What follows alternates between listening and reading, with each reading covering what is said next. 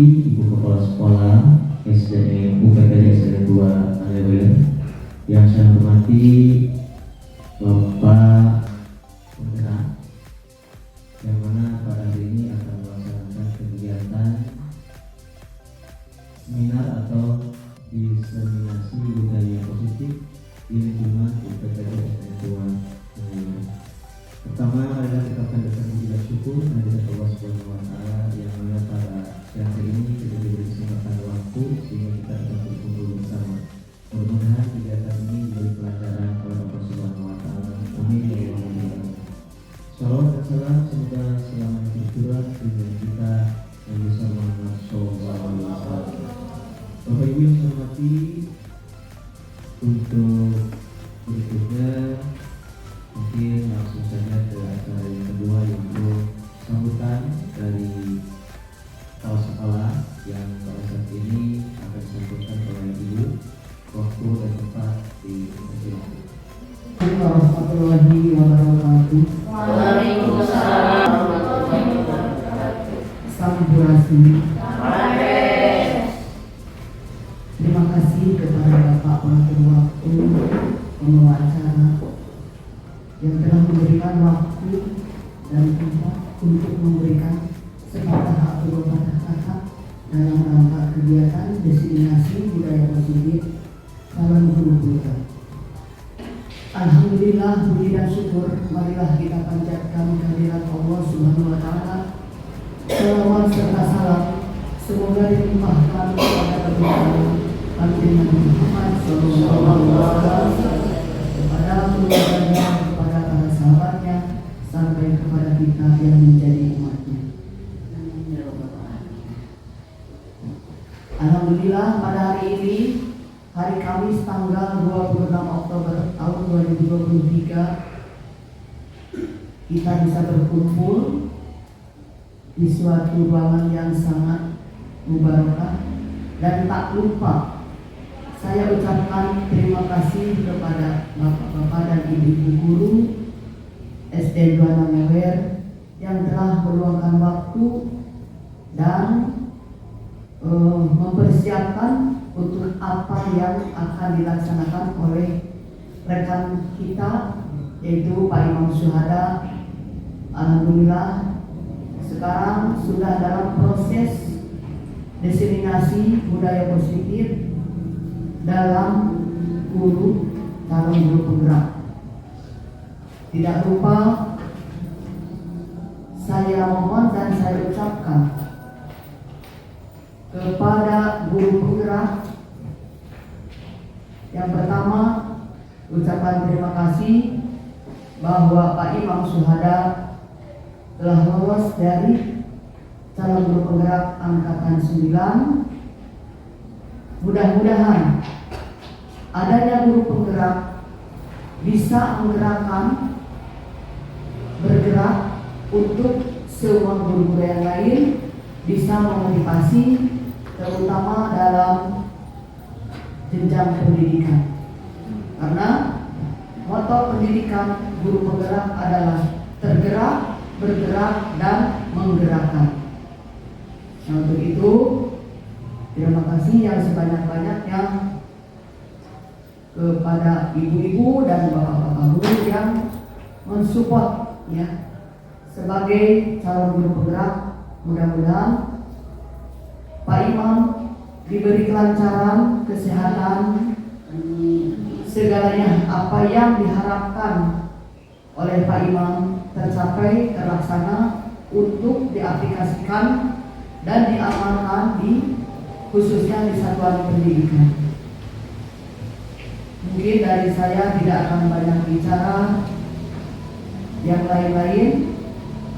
Sekali lagi terima kasih kepada semuanya dan mohon maaf dari segala kesalahan dan kekurangan. Wallahu muwaffiq wal aqwam fi thoriq. Wassalamualaikum warahmatullahi wabarakatuh. Waalaikumsalam. Kepada Ibu Kepala Sekolah yang telah menyampaikan beberapa hal, mudah-mudahan apa yang menjadi harapan bisa terlaksana. Untuk selanjutnya yaitu paparan atau penyampaian materi tentang budaya positif. Tentunya yang akan disampaikan oleh Pak Imam Syuhada. Untuk itu waktu yang seluas-luasnya kami berikan. Baik, bismillahirrahmanirrahim. Assalamualaikum warahmatullahi wabarakatuh. Terima kasih kepada Bapak Pengatur acara atas kesempatan dan waktunya, dan terima kasih banyak juga kepada Ibu Kepala Sekolah yang sudah berkenan memberikan sambutan, serta kepada rekan-rekan guru, Bapak guru, terima kasih juga sudah meluangkan waktunya. Dan di sini saya berkesempatan berdiri di sini mungkin bukan bermaksud untuk menggurui atau merasa paling bisa. Cuma di sini saya kebetulan sedang mengikuti program guru penggerak, dan pada materi modul 1.4 itu kita membahas tentang budaya positif. Budaya positif ini tentunya harus didiseminasikan di lingkungan sekolah masing-masing. Nah, pada kesempatan kali ini saya akan sedikit memaparkan sharing dengan Bapak Ibu sekalian bahwa budaya positif itu tentunya harus kita ciptakan di lingkungan sekolah kita. Pasti tentunya saya yakin Bapak Ibu semua sudah melaksanakan budaya positif di kelasnya sendiri, baik di kelas di sekolah kita juga. Nah, adapun Bapak Ibu yang saya rasa mungkin ada hal-hal yang kurang dimengerti, itu mungkin istilahnya saja yang berbeda. Padahal implementasinya mungkin Bapak Ibu guru di sini sudah jauh lebih paham dibanding saya pribadi. Nah, kebetulan alhamdulillah saya mengikuti program guru penggerak ini adalah sebagai sebuah upaya saya dalam meningkatkan kompetensi, dan mudah-mudahan tadi seperti yang sudah disampaikan Ibu Kepala bahwa kedepannya yang awalnya saya tergerak ikut guru penggerak bisa bergerak dan juga bisa menggerakkan bersama-sama berkolaborasi menuju budaya positif ini. Oke, baik, untuk selanjutnya. Nah, di sini, oke. Sekarang kita masuk ke dalam materi. Mohon coba Bapak Ibu pejamkan mata sejenak sambil menarik nafas dalam-dalam dan keluarkan secara perlahan agar hati dan pikiran kita semua agar fokus belajar, dan mudah-mudahan kegiatan pembelajaran atau kita diskusi bersama ini menghadiri tahu rasa syukur dan akhirnya kebijaksanaan. Baik, untuk selanjutnya, nah di sini ada 4 pertanyaan Bapak Ibu. Ada 4 pertanyaan. Yang pertama itu di sini Bapak Ibu cukup jawab setuju atau tidak saja ya. Nah, di sini ada yang pertama itu pemberian hukuman dapat mendisiplinkan siswa. Silakan Bapak Ibu renungkan. Lalu yang kedua, pemberian hadiah atau reward dapat memotivasi siswa, setuju atau tidak. Lalu yang ketiga, guru bisa mengontrol peserta didik. Silakan renungkan. Nah, untuk yang keempat, seorang guru harus mampu memberikan solusi bagi siswanya, setuju atau tidak dari keempat ini. Silakan boleh Bapak Ibu tuliskan nanti jawabannya. Nah, nanti pertanyaan ini akan terjawab setelah Bapak Ibu mendapatkan informasi atau sharing dari materi modul 1.4 ini. Oke. Nah, untuk selanjutnya, adapun topik yang akan kita bahas pada hari ini yaitu yang pertama disiplin positif, nilai-nilai kebaikan universal, yang kedua itu teori motivasi, hukuman, penghargaan, dan restitusi. Yang ketiga itu keyakinan kelas. Yang keempat kebutuhan dasar manusia dan dunia berkualitas. Yang kelima restitusi posisi, 5 kontrol ya, 5 posisi kontrol maksudnya. Dan yang keenam itu tentang segitiga restitusi. Nah, semua topik di sini itu merupakan sebuah rangkaian yang akan atau sebuah strategi yang akan memunculkan atau melahirkan sebuah budaya positif yang ada di lingkungan sekolah kita. Baik, untuk selanjutnya, nah, untuk teori disiplin di sini dan nilai-nilai pendidikan universal itu ada seorang ilmuwan atau profesor di sini, ada Dr. William Glaser mengemukakan bahwa dia memberikan teori itu tentang teori kontrol ya. Dan di sini ada perubahan paradigma belajar, Bapak Ibu. Nah, poin yang pertama bisa dilihat ya, ilusi guru mengontrol murid. Lalu yang kedua, ilusi bahwa semua penguatan positif efektif dan bermanfaat. Lalu yang ketiga, ilusi bahwa kritik dan membuat orang merasa bersalah dapat menguatkan karakter. Lalu yang keempat itu ilusi bahwa orang dewasa memiliki hak untuk memaksa. Nah, ini juga sebagai refleksi untuk diri saya sebagai yang kebetulan sekarang menjadi seorang pendidik. Nah, hal-hal keempat ini biasanya kita sendiri itu tidak sadar. Lalu dia karena kita merasa kita orang dewasa dapat mengontrol murid, kita memberi hak untuk memaksa kepada siswa. Nah, itu keempat hal ini ternyata itu semua hanyalah ilusi, Bapak Ibu. Oke, baik. Untuk selanjutnya, nah, dari teori kontrol tersebut ada sebuah kata disiplin. Nah, apa itu disiplin? Nah, di sini dijelaskan bahwa seorang yang memiliki disiplin diri berarti mereka bisa bertanggung jawab terhadap apa yang dilakukannya, karena mereka mendasarkan tindakan mereka pada nilai-nilai kebajikan universal.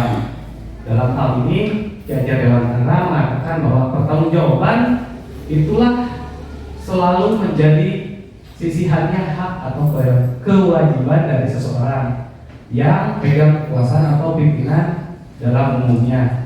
Adapun artinya tidak lain ialah orang tadi harus mempertanggungjawabkan dirinya serta tertinggal laku diri dari segala hak dan kewajibannya.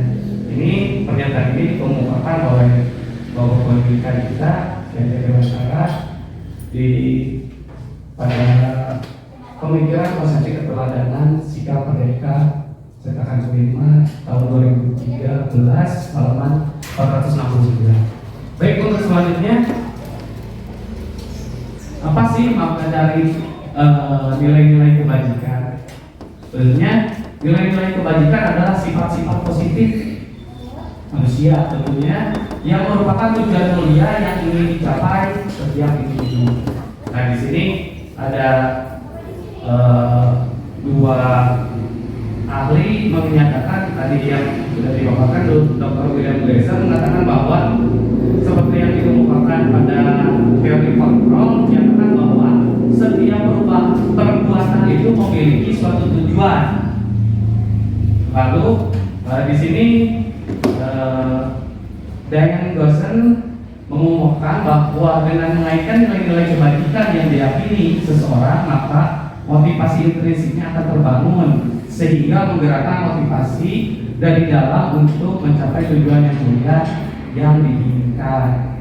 Jadi setiap apa yang manusia akan lakukan itu pasti ada motifnya, ada sebabnya, ada tujuannya. Hal itu dikemukakan oleh Dr. William Glaser.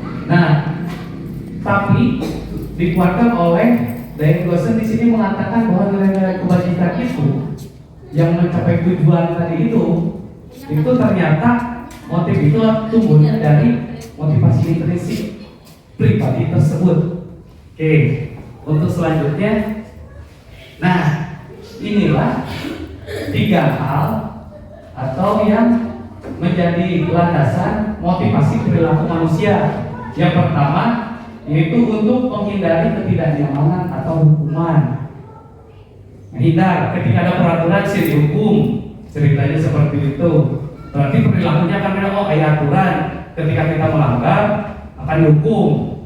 Nah, berarti motifnya menghindari dari hukuman. Lalu yang kedua, untuk mendapatkan imbalan atau penghargaan orang lain. Ini yang dinamakan reward. Contoh, ketika anak-anak di kelas, siapa yang bisa menjawab pertanyaan Bapak akan dikasih hadiah uang 1.000. Nah, motivasinya itu muncul dari penghargaan itu tadi. Nah, jadi si anak tuh pengen, walaupun salah atau segala macam, menimbulkan motivasi. Lalu yang ketiga itu untuk menjadi orang yang mereka inginkan dan menghargai dirinya sendiri dengan nilai-nilai yang mereka. Nah, hal yang ketiga ini timbulnya itu dari dalam dirinya sendiri, dari kesadaran sendiri, tanpa ada unsur ekstrinsik yang mempengaruhi motivasi tersebut. Contoh, ketika ada aturan memakai helm di perjalanan, walaupun ada sanksi atau hukuman, dia tidak peduli karena nilai yang dia yakini itu adalah bahwa memakai helm itu adalah sebuah keselamatan. Jadi bukan karena ada hukuman atau mendapatkan penghargaan dari orang lain seperti itu.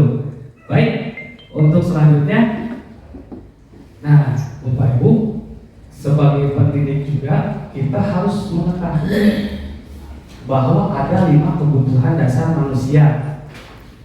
5 kebutuhan dasar manusia itu yang pertama kebutuhan untuk bertahan hidup.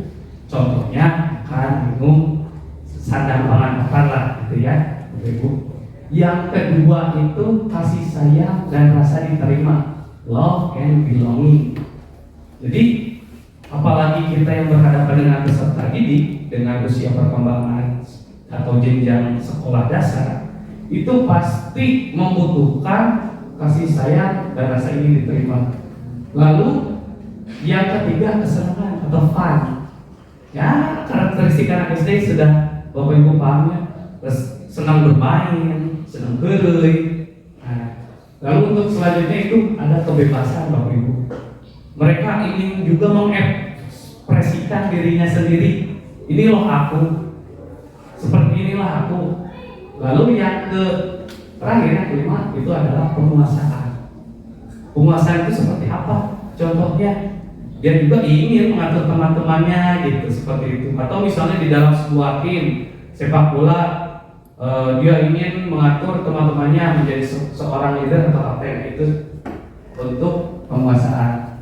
Nah, untuk kebutuhan bertahan hidup, sepertinya itu sudah menjadi kebutuhan pokok ya. Nah, kadang-kadang kita lupa untuk yang poin kedua, Bapak Ibu, bahwa anak didik itu membutuhkan kasih sayang dan rasa diterima. Kadang-kadang lupa. Bahkan kita seorang yang sudah dewasa pun butuh pengakuan ini. Rasa mencintai dan dicintai itu butuh. Kadang-kala kita sering menemukan anak yang bermasalah ya di sekolah. Misalnya dia sering melakukan hal-hal negatif. Perlu kita ketahui apa sih yang melandasi siswa tersebut seperti itu. Dan ternyata sepengalaman saya yang saya temui itu anak-anak yang bermasalah itu rata-rata di rumahnya itu kurang mendapatkan kasih sayang dari orang tuanya, sehingga dia mengekspresikan ingin diperhatikan di sekolah dengan membuat kasus dan segala macam. Seperti contohnya ini, itu kadang kita lupa. Justru kita sebagai pendidik bukannya menyayangi mereka, malah menghakimi mereka, sehingga akhirnya kebutuhan dasar manusia ini tidak dapat terpenuhi. Contoh, kadang saya juga sering lupa untuk yang ini, kesenangan, fun.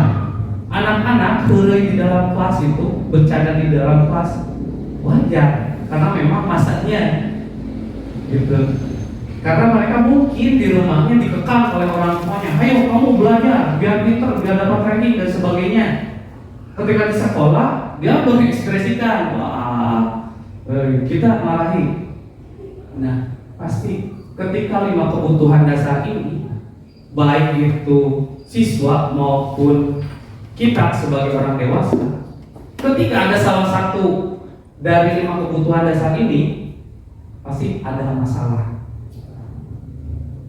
Ketika kebutuhan bertahan hidupnya tidak dipenuhi, contoh anak-anak kita misalnya tidak mendapatkan gizi yang baik, stunting, atau daya pikirnya atau intelijensinya itu tidak seperti pada umumnya. Rasa kasihnya seperti yang tadi sudah kita bahas. Lalu yang kesenangan juga seperti itu. Terus tentang kebebasan, sama biasanya yang dikekang di anak dikekang di rumah tuh lebih ekspresif, lebih berani, lebih banyak temannya biasanya. Atau ada yang kebalikannya, malah jadi rapat diam. Ada seperti itu. Dan untuk penguasaan rata-rata biasanya yang lebih dominan itu, kalau saya menemukan di kelas 2 itu rata-rata untuk yang sikap penguasaan ini, yang poin penguasaan ini anak laki-laki biasanya. Pak, ulang si Eta, dan berarti dia ingin menguasai. Nah, untuk selanjutnya di sini ada posisi kontrol atau restitusi. Ada 5 posisi kontrol, Bapak Ibu. Di sini kita sebagai pendidik, saya juga baru sadar sekarang ya bahwa saya itu ternyata ada di posisi ini, Bapak Ibu, di penghukum. Udah salah, hukum. Kamu gara-gara datang kapan dan sebagainya, hukum. Tanpa saya menanya dulu alasan anak terlambat itu, contohnya kenapa. Sebelum saya menyadari, ternyata setelah saya memahami bahwa seorang penghukum itu seperti ini, saya menyadari bahwa oh, ada alasan anak seperti itu. Ternyata anak dengan usia SD membantu orang tuanya, ternyata ibunya sedang sakit atau bapaknya sedang sakit. Nah, di sini ada 5 posisi kontrol. Di sini ada yang penghukum, yang pertama, yang kedua itu membuat orang merasa bersalah, yang ketiga itu teman, yang keempat pemantau, dan yang kelima yang paling ideal itu kita sebagai pendidik itu harus sebagai memposisikan diri kita sebagai manajer. Kalau penghukum bisa Bapak Ibu lihat, ketika contoh, ketika guru berdua menghardik, menuju nyari kanan juga segala rupa, hasilnya itu murid meletakkan guru di luar dunia berkualitas. Mereka pasti akan mempunyai seperti traumatik, Bapak Ibu. Ke rumah di rumah nate kurang dapat kasih sayang, dicarikan di sekolah guruna, semakin menderita anak tersebut. Yakin anak tersebut pasti akan mengulangi kesalahannya tersebut. Bahaya ya, ini panggil dari sebuah pertama. Kalau enggak, biasanya anak-anaknya itu bilang, si bapak ibu mah ketat, pasti mulia. Nah, ternyata motivasi tersebut atau persoalan tersebut kurang tepat begitu. Karena ini akan dampaknya itu kepada anak didik kita atau kita sendiri selaku orang tua gak akan terasa sekarang. Rasanya itu ketika anak itu beranjak ke dewasa, nanti akan terlihat buah dari kita guru memposisikan diri kita itu sebagai penghukum. Nanti akan dilihat murid-muridnya seperti apa. Nah, saya juga banyak belajar ketika menjadi seorang tua. Jika saya menjadi seorang penghukum, pasti suatu saat anak saya pun akan ngelunjak. Bohong dalam ayeuna mah tuh ani kecil. Ketika sudah dewasa pasti akan melakukan satu hal yang di luar kendali kita. Lalu ada yang kedua, membuat rasa orang bersalah. Biasanya integrasi guru teh. Kenapa nih melakukan hal ini? Yang teh tak ina akibatnya ini. Udah teh. pasti beda psikologisnya juga. Lalu yang ketiga, nah di sini yang pertama dua hal tadi itu kontrol luar yang akan menghasilkan identitas yang gagal, Bapak Ibu. Lalu yang poin yang ketiga, teman. Ini sudah masuk ke kategori berhasil, tapi tetap masih kontrolnya dari luar, dari motivasinya dari eksternal, dari kita ya sebagai guru.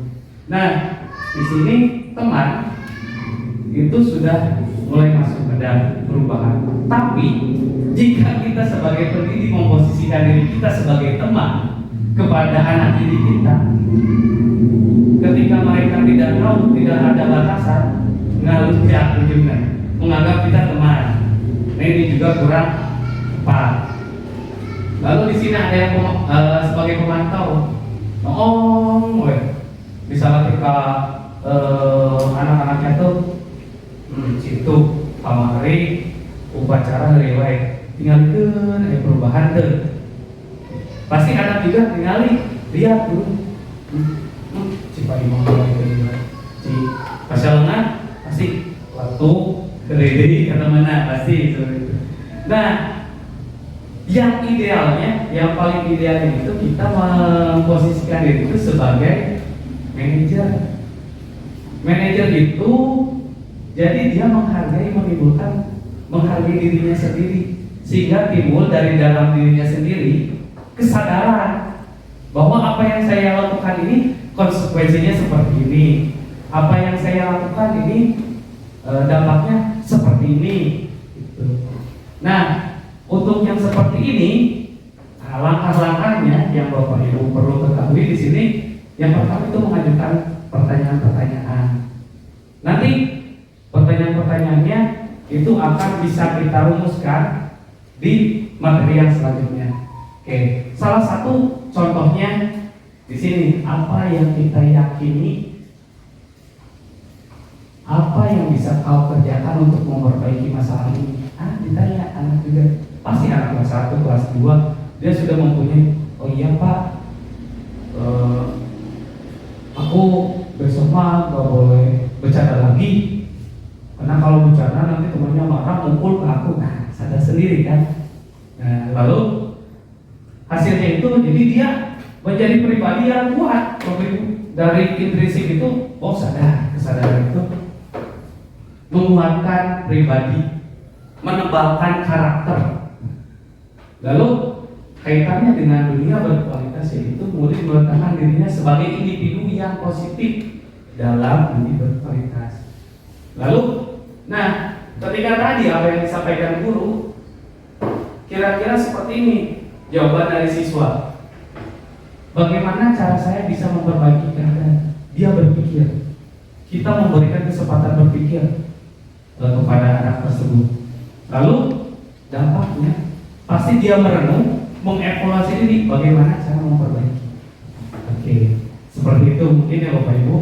Nah, saya sendiri menyadari bahwa saya ada kadang-kadang kalau sedang mood tidak baik, pasti ada posisi kontrol saya kepada siswa saya di penghukum.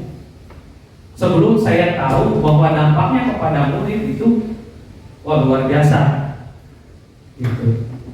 Karena ketika saya sekolah dasar juga, ketika waktu sekolah, guru yang paling saya ingat itu dari kelas 1 sampai 6 itu guru SD. Karena guru SD itu membekas ke dalam diri murid. Nu bager mana, anu galak mana, anu bisa menyalurkan kebaikan kepada siapa. Sampai sekarang saya mengingat guru tersebut, guru SD tersebut. Nah, itu yang perlu mungkin sebagai refleksi untuk kita bersama ya Bapak Ibu. Jadi kadang-kadang kita sebagai pendidik itu kadang lost control juga gitu. Kadang-kadang seperti itu. Nah, di sini kita mempelajari, kita belajar sama-sama bahwa ada dampaknya loh tapi tidak sekarang, nanti. Nah, pada kesempatan kali ini kita akan menyaksikan sebuah ilustrasi ya, contoh 5 posisi kontrol tadi tersebut, dan kita lihat seperti apa siswa ini. Ilustrasinya itu anak atau siswa yang dengan jenjang itu harus jauh lebih memahami karakteristik individu masing-masing peserta didik. Oke, ya.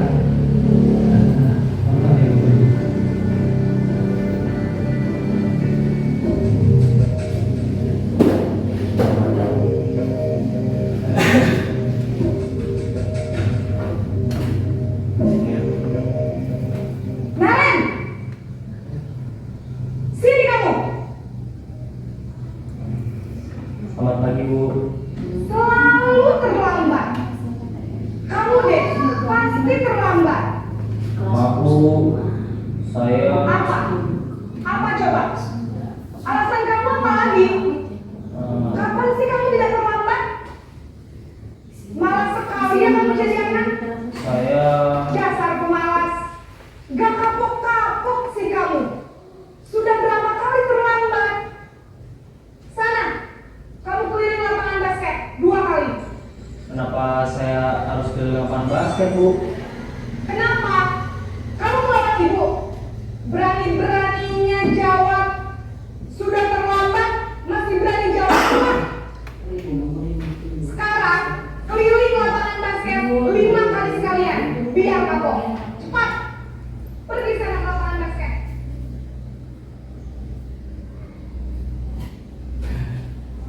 Bagaimana perasaan Bapak Ibu melihat video tersebut?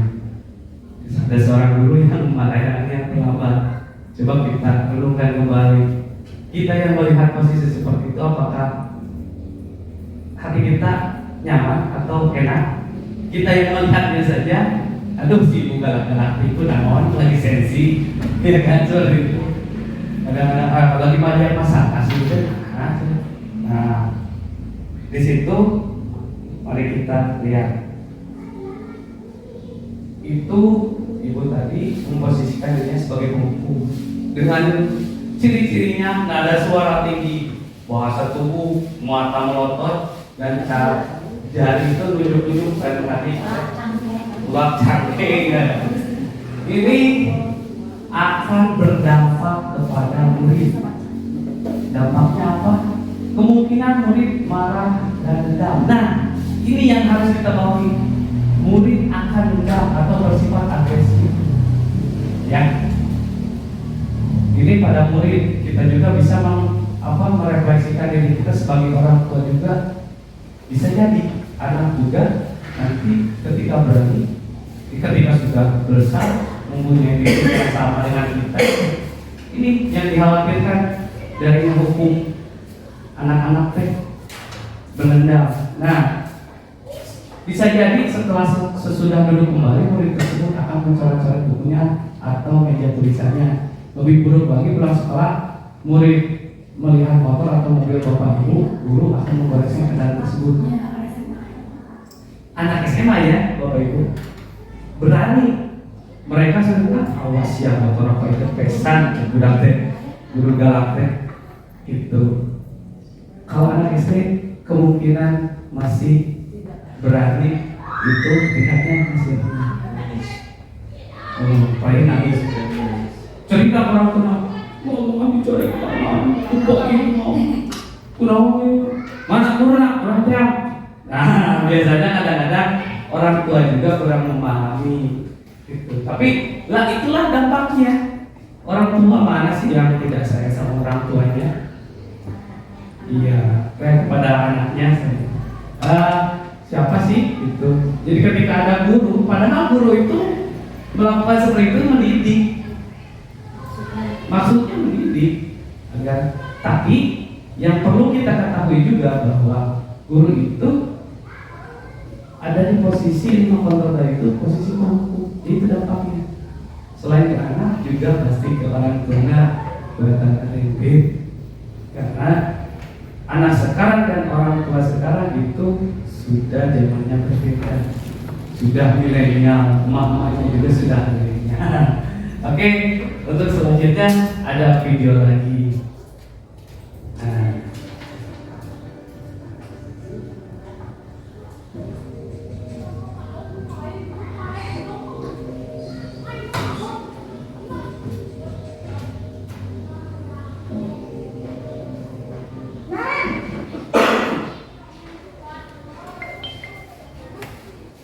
Selamat pagi Bu. Naren, kamu kenapa terlambat lagi, nak? Ya Tuhan, Naren. Kamu senang ya bikin ibu susah ya? Kalau kamu terlambat lagi, nanti ibu yang ditegur bapak kepala sekolah, nak. Disangka ibu tidak bisa membina kamu. Duh, gimana ini? Maaf Bu. Duh, Gusti Naren. Kamu suka ya kalau ibu tegur bapak kepala sekolah? Terus, sekarang ibu harus tulis apa ini di buku absen? Ini kamu sudah sering terlambat loh.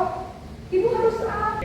Bapak Ibu, tadi sudah kita lihat bahwa posisi tadi itu yaitu guru itu memposisikan diri itu sebagai pembuat rasa bersalah. Nah di sini pada posisi ini biasanya guru akan bersuara lebih lembut. Pembuat rasa bersalah akan menggunakan keheningan yang membuat orang lain tidak merasa nyaman, bersalah atau rendah diri. Bisa dipanggil berarti namun jangan bla bla bla bla bla bla. Nah, ternyata juga ada dampaknya Bapak Ibu. Nah, dampaknya di sini yaitu murid akan merasa bersalah. Duh, enak. Duh, gimana? Nah, bersalah telah mengecewakan ibu atau bapak gurunya. Lalu murid akan merasa menjadi orang yang gagal. Nah, timbullah perasaan bahwa dirinya itu gagal dan tidak sanggup membahagiakan orang lain. Kadang-kala sikap seperti ini lebih berbahaya dari hukum karena emosi akan tertanam rapat di dalam murid dengan merasa biasanya baper karena diungkapkan diam, tapi perilakunya terlihat terasa gitu.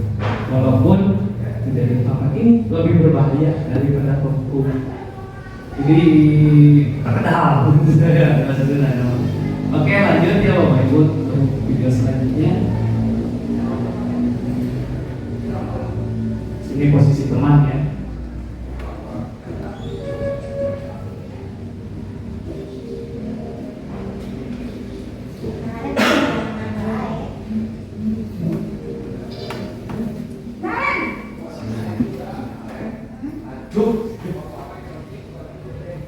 Selamat pagi Bu. Wah, sudah jam berapa ini, nak? Terlambat lagi ya saya. Iya Bu. Habis ibu saya membangunkan saya Bu. Kamu malah menyalahkan ibu kamu. Kamu bukannya anak yang larinya paling kencang. Kok terlambat sih? Iya Bu. Saya memang terlambat bangun tadi.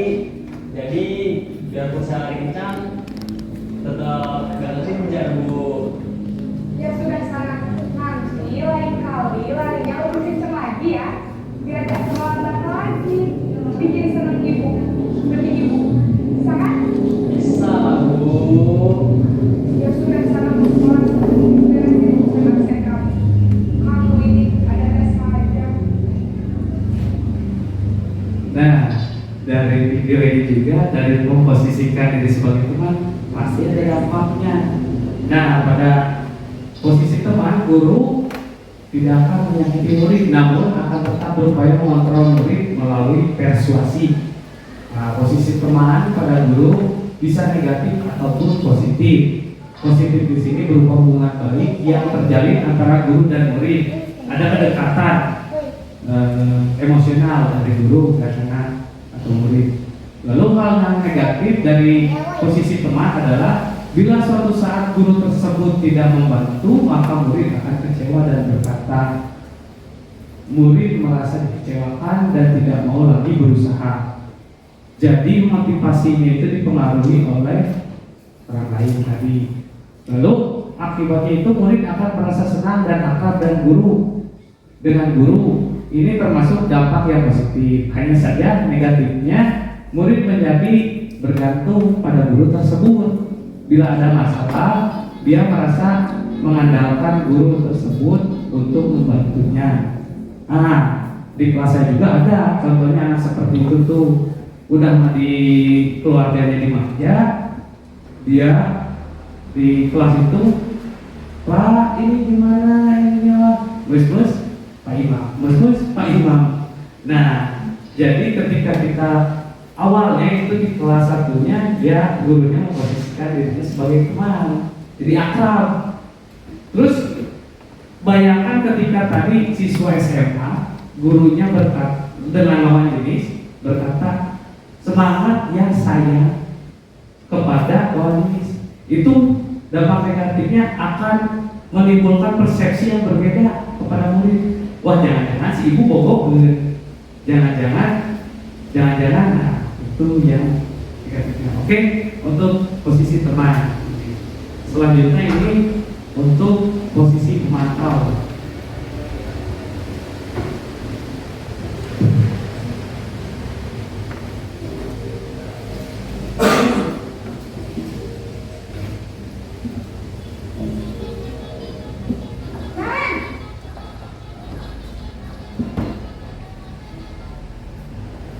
Kemarin, apa peraturan sekolah kita tentang jam berapa kita harus masuk sekolah, Nak? Kita harus di sekolah jam 7, Bu. Iya betul, sekarang sudah jam 7.20. Kalian sudah tahu konsekuensinya jika terlambat hadir. Paham, Bu. Saya harus tinggal kelas pas tidak istirahat selama 20 menit. Iya benar, konsekuensinya demikian.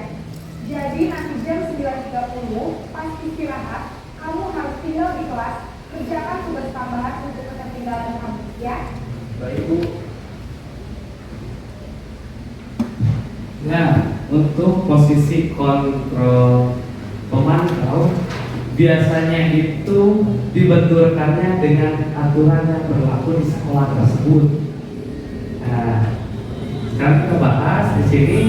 Memantau berarti mengawasi. Pada saat kita mengawasi, kita bertanggung jawab atas perilaku orang-orang yang kita awasi. Posisi pemantau berdasarkan pada peraturan-peraturan dan konsekuensi. Nah, dampak yang akan ditimbulkan ketika kita sebagai pendidik di posisi memantau, nah, murid akan memahami konsekuensi yang harus dijalankan karena telah melanggar salah satu peraturan sekolah. Guru tidak menunjukkan suatu emosi yang berlebihan, menjadi marah atau terlambat, membuat merasa berbuat salah. Nah, biasanya dia diingatkan bahwa di sekolah itu ada peraturan-peraturan yang harus dipatuhi, dan jika melanggar itu nanti ada konsekuensinya. Oke. Dan yang terakhir ini posisi kontrol restitusi, posisi manajer ya, ini yang paling ideal, jadi yang digunakan oleh guru.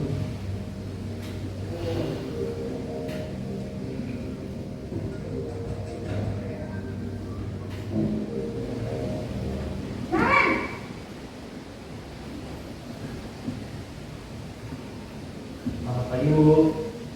Selamat pagi, Naren. Maaf, Bu, saya terlambat. Iya, sekolah masuknya jam 7, sekarang sudah jam 7.20. Jadi sekarang bagaimana ini, Naren? Maaf, Bu, saya lupa setel alarm saya semalam. Baiklah, menurut kamu, keyakinan sekolah yang mana yang perlu kamu tingkatkan? Menghargai diri sendiri dan orang lain mungkin ya, Bu. Setuju. Jadi, apakah Naren meyakini prinsip saling menghormati tersebut? Iya, Bu, saya meyakininya. Apakah Naren bersedia memperbaiki masalah keterlambatan ini? Bersedia, Bu. Bagaimana kamu akan memperbaiki masalah keterlambatan ini? Saya akan coba untuk tidak lupa menyetel alarm saya, Bu. Baik, kalau Naren lupa menyetel alarm di rumah, ada orang yang kira-kira bisa bantu mengingatkan tidak? Ada, Bu. Kakak saya.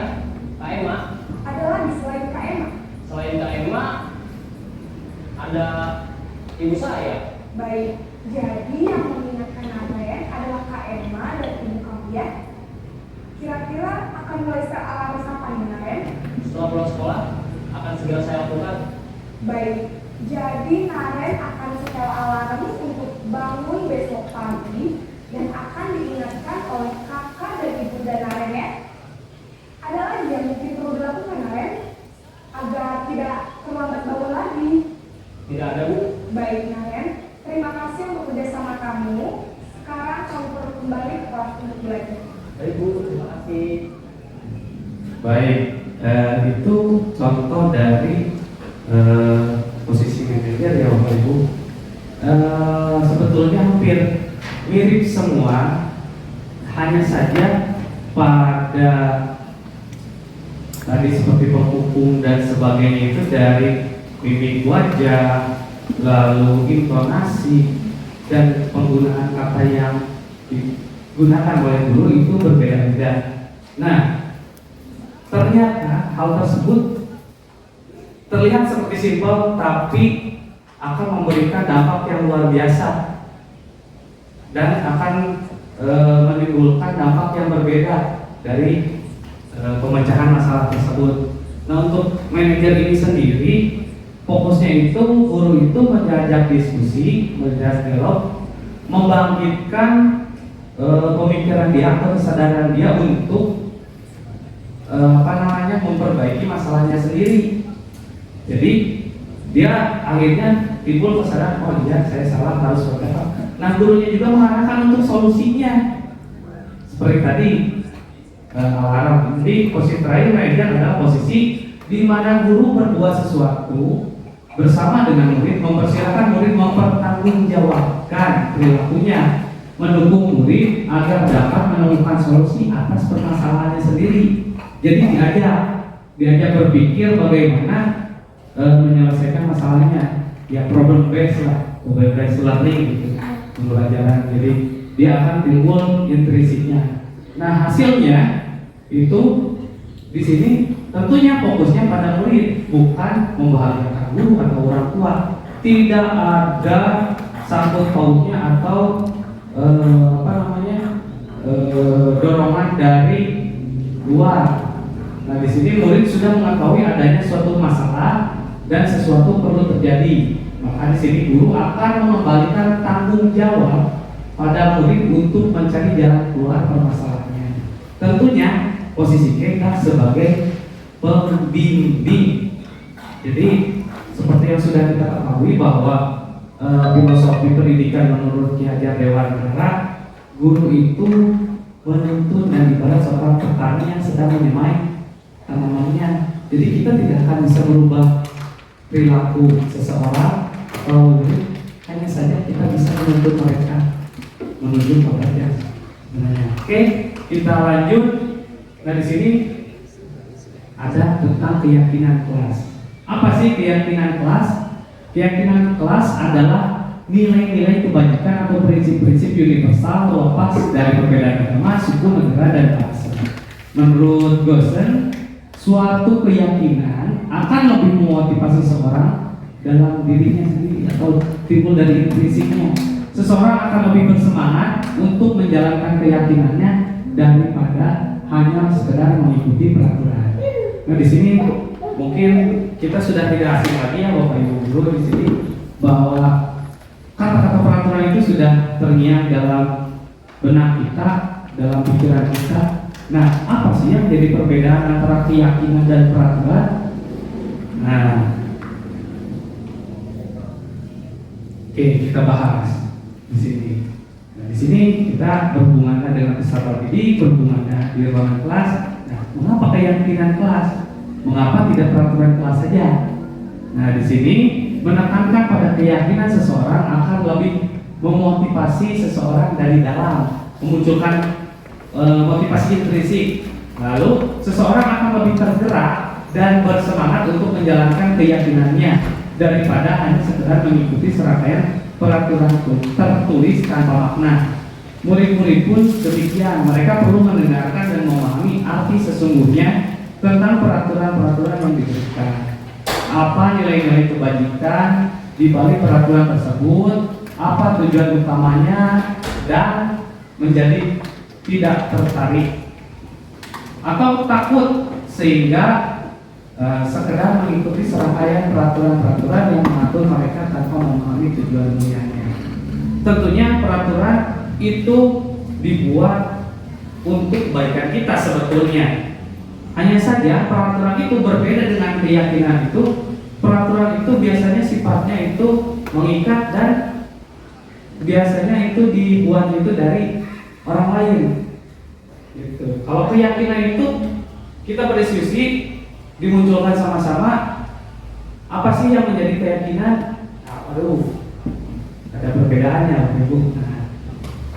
Nah, di sini contoh keyakinan kelasnya, misalnya saudara bersikap positif, senantiasa menjadi diri terbaik, percaya dan menghormati orang lain serta barang miliknya, lalu berkomitmen terhadap setiap tugas, senantiasa membantu.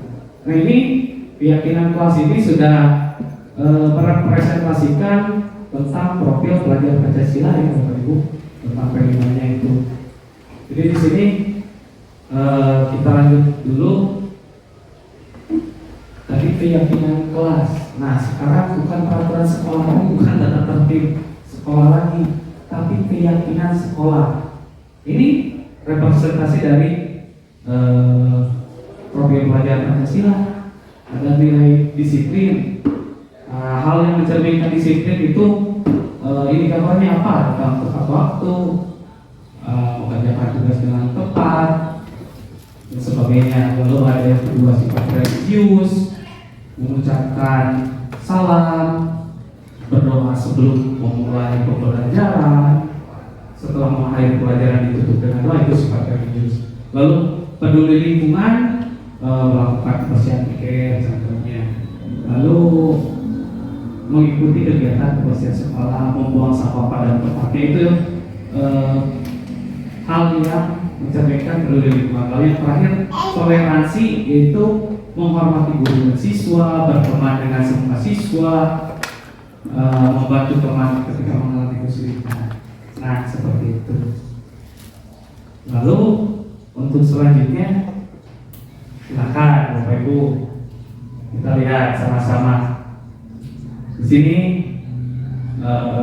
ada sebuah peraturan dan ada keyakinan kelas di sini. Nah,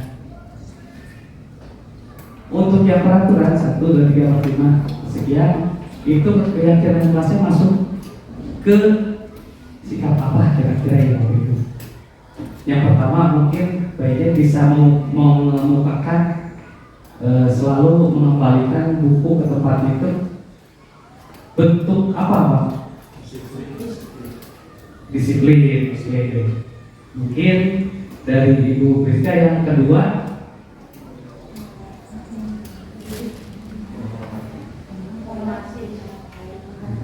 menghargai orang lain. Jadi itu peraturan. Nah, di sini keyakinan kelas itu, jadi nilai-nilai kebajikan ini persama apa sih yang akan tumbuh gitu.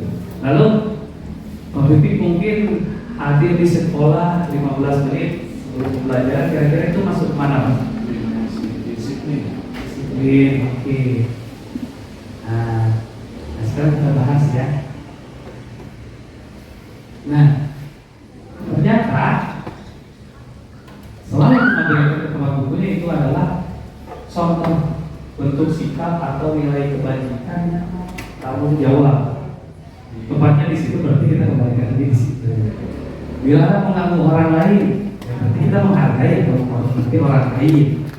Hadir di sekolah 15 menit sebelum pembelajaran, berarti menghargai orang lain atau menghormati orang lain serta berkomitmen.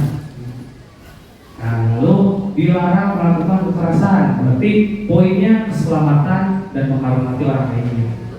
Lalu dilarang menggunakan obat-obatan terlarang, tentu kesehatan. Bergantian atau menunggu giliran, kesabaran dan menghormati orang lain. Lalu di sini contoh menggunakan masker, untuk kesehatan dan juga keselamatan. Lalu untuk selanjutnya jangan berlari di kelas atau koridor demi keselamatan dan keamanan. disicilakan. Oke, untuk selanjutnya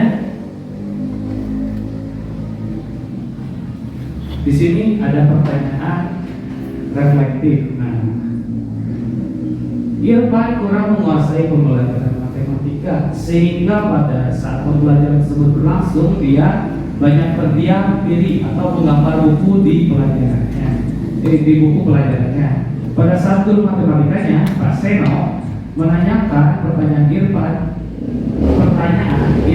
menjadi gugup dan tidak sengaja menjatuhkan tasnya dari kursi.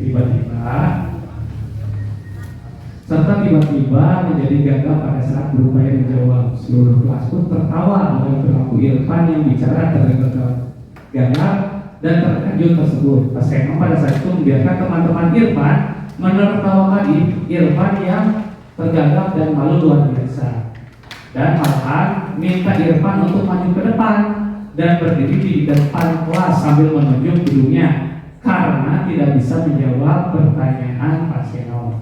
Kelas semakin gaduh dan anak-anak pun tertawa melihat Irfan di dalam kelas memegang ujung hidungnya. Nah, dari pernyataan di sini timbul sebuah pertanyaan, apakah Anda setuju dengan tindakan Pak Seno terhadap Irfan? Mengapa? Silakan Ibu Pujianti mungkin bisa mengungkapkan pendapatnya, setuju atau tidak dengan perlakuan Pak Seno? Tidak. Mengapa, Bu? Karena secara tiba-tiba menghukum,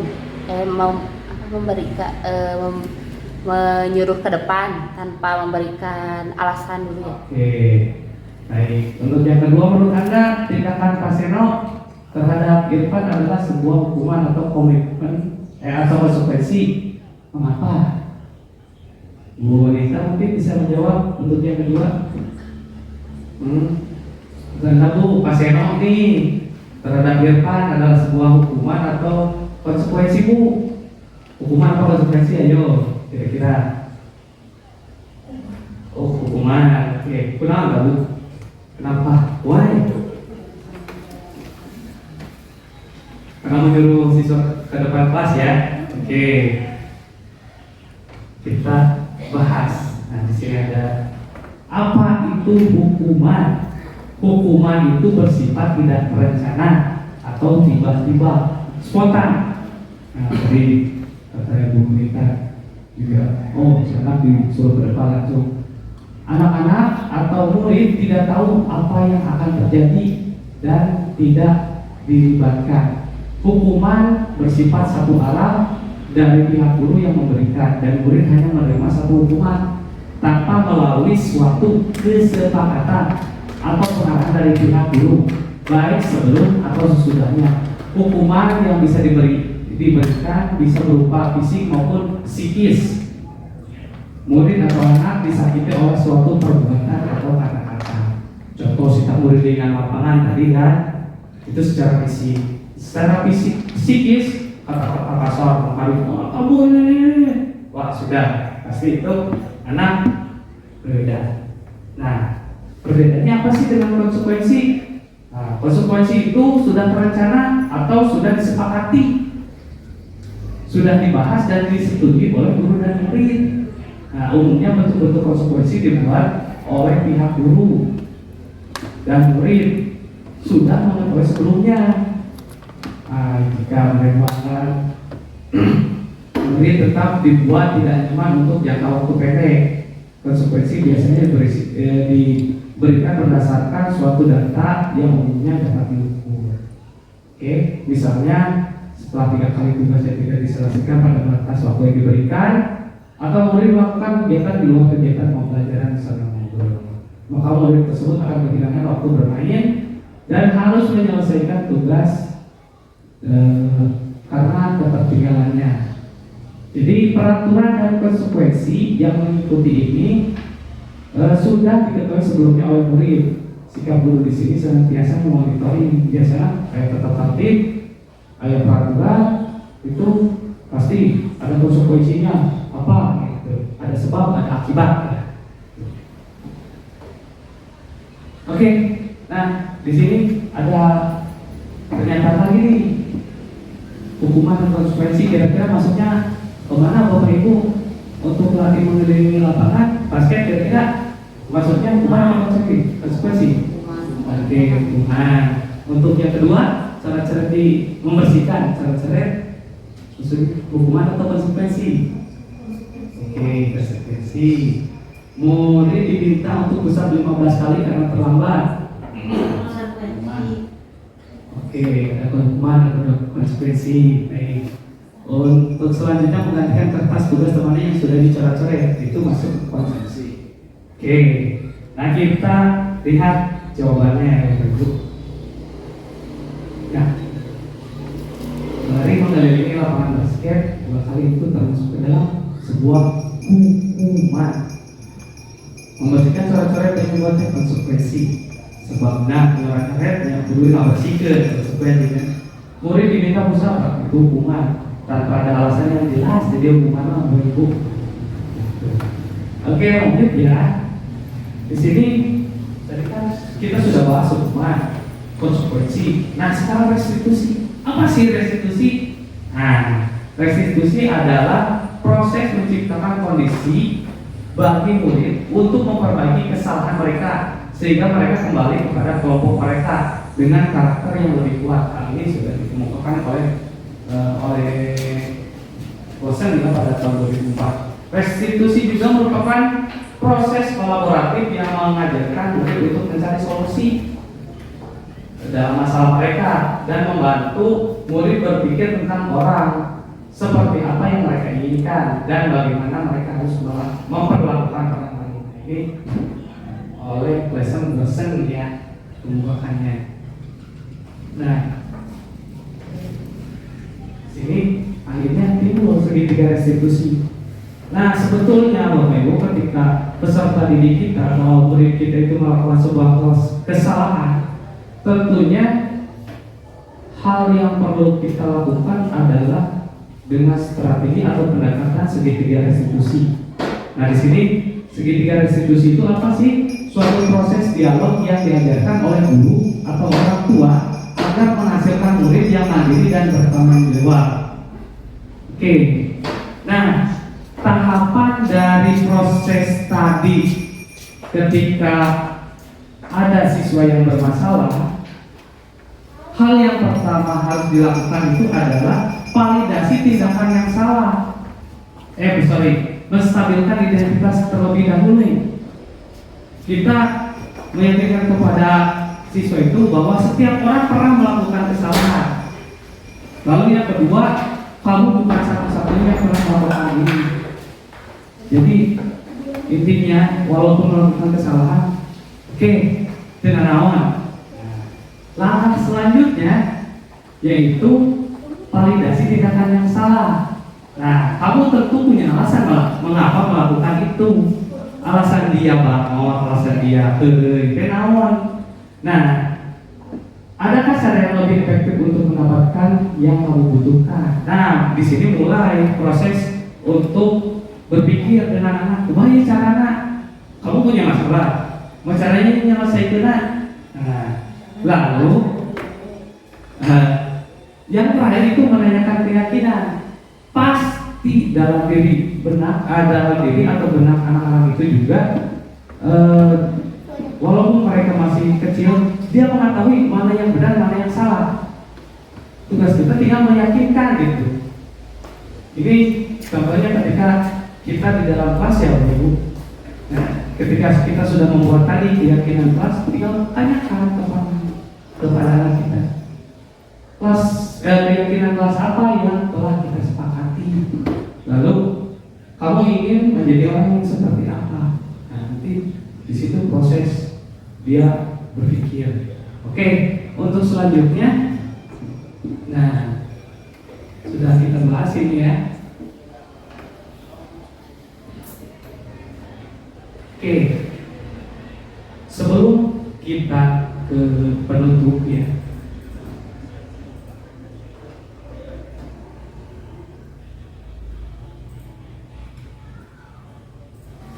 kita jawab terlebih dahulu pertanyaan di awal ya kan.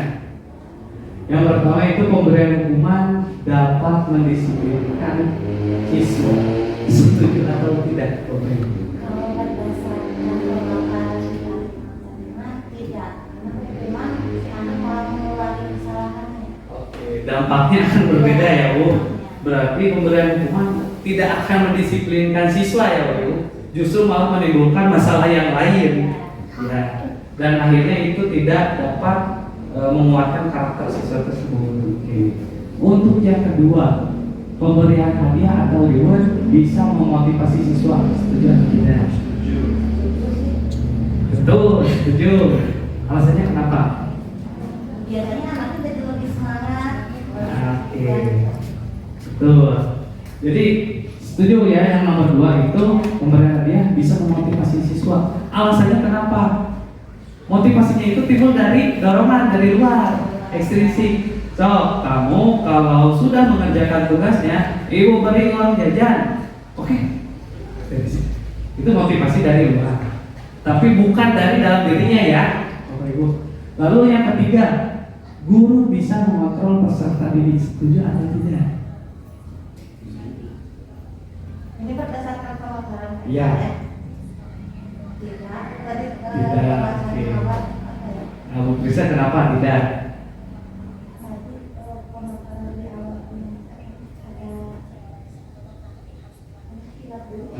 Oke, tidak setuju ya. Pak Ian mungkin setuju, tadi kenapa bisa mengontrol? Itu kalau lingkupnya itu sedikit ya, tambah ruang lingkup Peserta didiknya ya. jumlah. Kalau secara umum ya itu terlalu berat untuk seorang guru sebagai pengontrol atau sebagai monitor. Monitor ya. Oke. Baik, terima kasih banyak Bapak Ibu untuk jawabannya. Jadi kata seperti betul dari apa yang dikatakan oleh Pak Ian, 1-2 orang bisa dikontrol. Lebih dari 10 di kelas saja 30 orang, luar biasa kan Bapak Ibu. Dan yang perlu kita ketahui di sini, harus kita garis bawahi bahwa peserta didik itu memiliki karakteristik atau kepribadian, latar belakang yang berbeda, Bapak Ibu. Kita harus pahami di situ. Jadi untuk 1 orang bisa kita kondisikan, tapi contoh ketika upacara lah, tolong jauh-jauh ketika upacara. Kuat 5 menit. 1, 2, 3, 4. Mulai masuk ke 10 ya. Mulai ada suara-suara Pak Guru, ada nih. Senyap di semenit lebihnya itu bisa dikontrol tapi dalam jumlah atau kapasitas yang terbatas ya.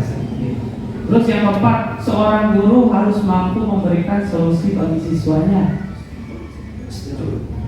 Setuju ya Bapak Ibu, karena di sini kan sesuai dengan filosofi ajaran Nusantara bahwa guru itu seorang penuntun ya, seorang penuntun mengarahkan siswanya, terus yang paling penting menjadi panutan bagi siswanya, menjadi teladan.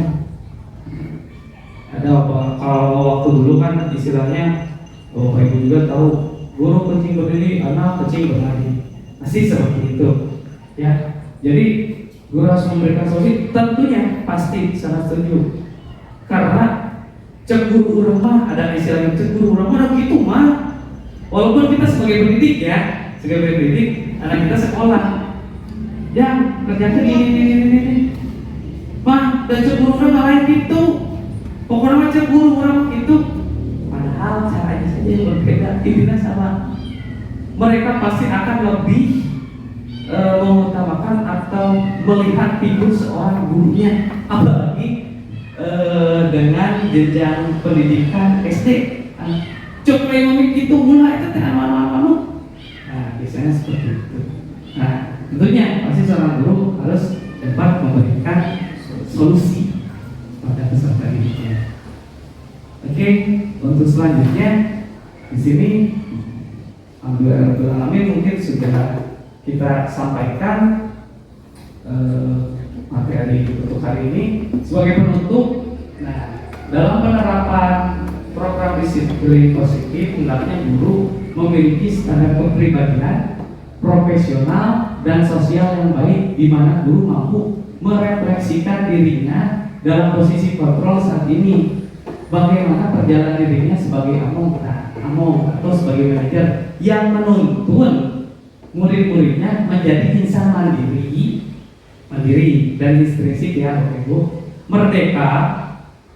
Dia mengekspresikan segala macam dirinya, tapi kita anak tetap kita tuntut. Dan yang terakhir, bertanggung jawab. Ini sesuai dengan standar pendidikan nasional kita. Bapak Ibu, ya, itu sesuai dengan apa yang sudah dirumuskan oleh Bapak Pendidikan kita di Dewantara.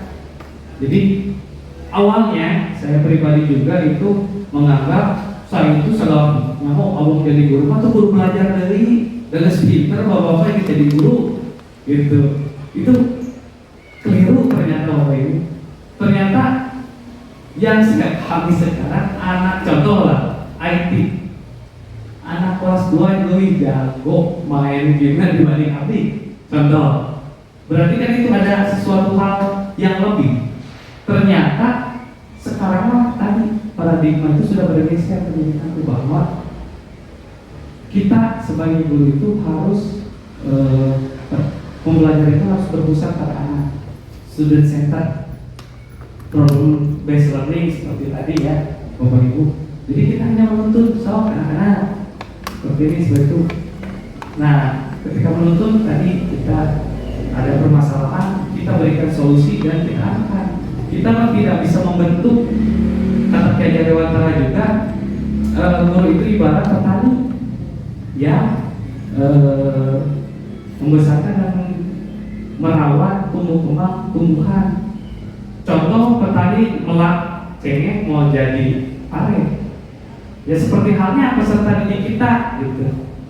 Dengan karakter A mau jadi karakter B. Tinggal di sekolah kita sebagai pendidik harus bisa mengembangkan karakter positif tadi dengan berbudaya positif dan menerapkan program disiplin positif. Tentunya disiplin positif ini sudah kita laksanakan ya Bapak Ibu melalui pembiasaan. Ada Jumat nyucikan diri, berarti itu gerakannya, spiritualnya, terus literasi tadi tentang potensi ininya apa, potensi dasarnya. Nah, mungkin sekian dari saya Bapak Ibu. Terima kasih banyak atas perhatiannya. Saya pribadi di sini mohon maaf yang sebesar-besarnya ketika dalam penyampaian ada yang kurang berkenan atau kata-kata saya kurang jelas atau kurang berkenan dari Bapak Ibu. Sekali lagi mohon izin Bapak Ibu. Di sini saya bukan berarti bermaksud menggurui atau merasa paling pintar. Nah, di sini saya belajar banyak, entah itu dari Bapak Ibu guru. Di sini saya berdiskusi karena saya yakin Bapak Ibu pengalaman jauh lebih banyak daripada saya. Mohon maaf sekali lagi Bapak Ibu. Terima kasih atas waktunya dan mudah-mudahan apa yang sudah disampaikan menjadi suatu landasan atau dasar untuk kita dalam membudayakan hal yang positif di sekolah kita. Dan dari budaya positif tersebut mudah-mudahan kita dapat melahirkan generasi yang cemerlang di masa yang akan datang. Seperti itu. Dan mudah-mudahan kita sebagai pendidik juga senantiasa diberi mudahan kelancaran, kesehatan, lalu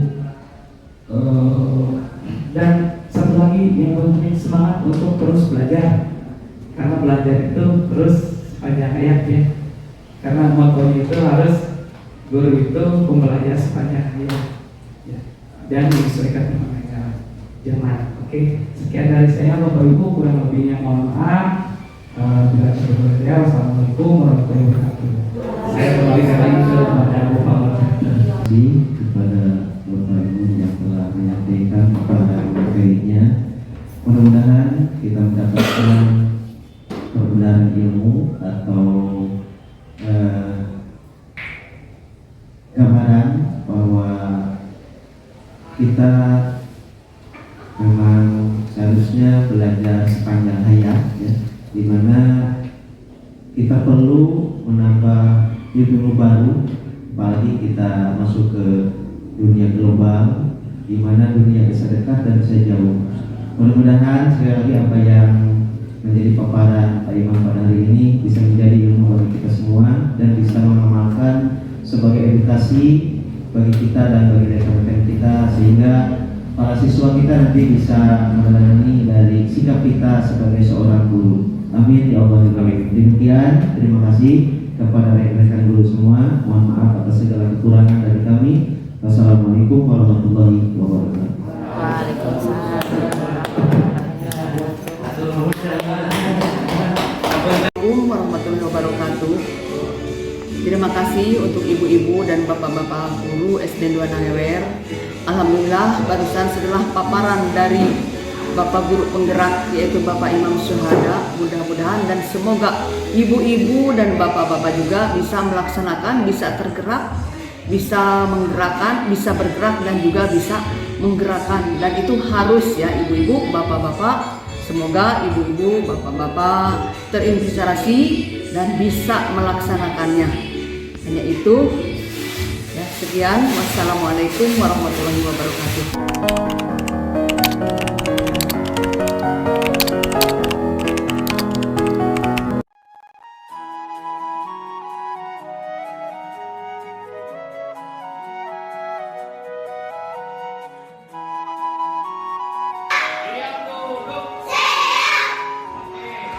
Pada kali ini kita akan buat keyakinan kelas. Keyakinan kelas itu adalah sesuatu hal yang kita sepakati bersama dan kita taati bersama, ya.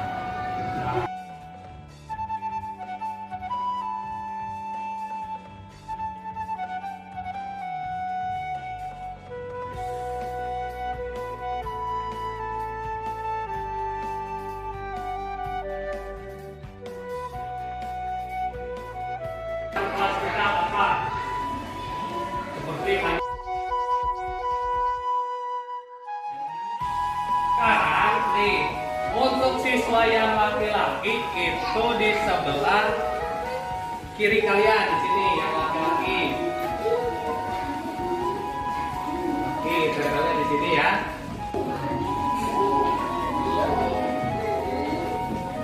Nah, oke. Buat dari sini dulu ya. Iya, bayar sapi.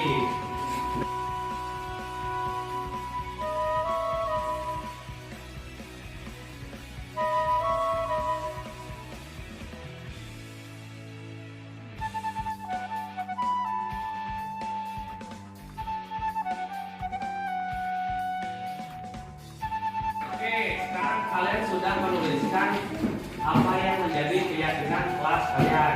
Nah, di sini ada yang perempuan. Boleh.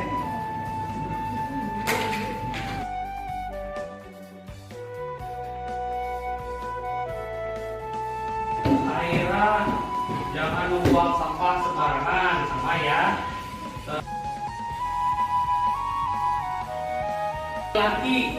Yang laki-laki di sini buang sampah ke tong sampah.